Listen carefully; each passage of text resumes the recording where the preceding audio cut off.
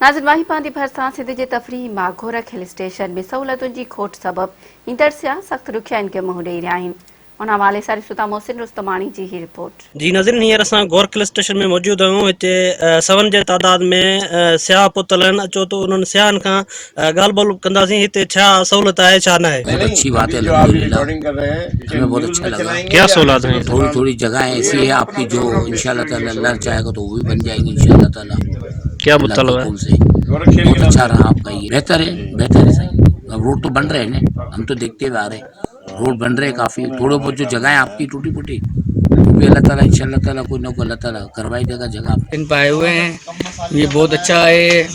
Gorakh hill point Sindh का बहुत बेहतरीन पॉइंट है। लोग बाग मरी वगैरह जाते हैं तो गवर्नमेंट को चाहिए हमको आने के अंदर थोड़ी सी ज़रा परेशानी हुई है, क्योंकि थोड़ी सड़क बनी हुई है और थोड़ी सड़क कच्ची है, तो हमको तकरीबन आने में 3 घंटे लगे हैं।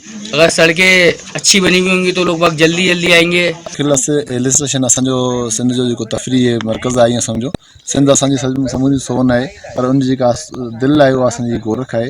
इनमें माशाल्लाह इलाही मज़ो आहे। हींअर मौसम के हवाले से तव्हां ॾिसंदो त काफ़ी थधिकार आहे। हींअर सियारे जी असांखे दिसंबर महीनो ई फील पियो थिए।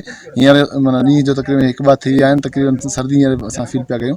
सो थियणु ईअं घुरिजे हा त हिते जेका आहे सहूलियतूं जेके डिस्पेंसर आहे उहो माना आहे सही, पर उहो गैरफ़ाल आहे, न डॉक्टर आहे न को अमलो आहे। ऐं उनखां अलावा जेके सहूलियतूं हिते आहिनि उहे अणहूंद जे बराबरि आहिनि। जी नाज़रीन, तव्हां सियाहनि जूं ॻाल्हियूं ॿुधूं। उन्हनि जो चवणु आहे हिते का बि सहूलियत न आहे, रोड रस्ता टुटा पिया आहिनि ऐं पाणी जी बि सहूलियत न आहे। ऐं सिंध हुकूमत खे घुरिजे त हिते ध्यानु ॾिए ऐं जेका ॿिया माना सियाह अचनि था ऐं उन्हनि जी जेको तकलीफ़ूं आहिनि उहे दूरि थी वञनि। रुस्तमानी, मेहरान टीवी न्यूज़।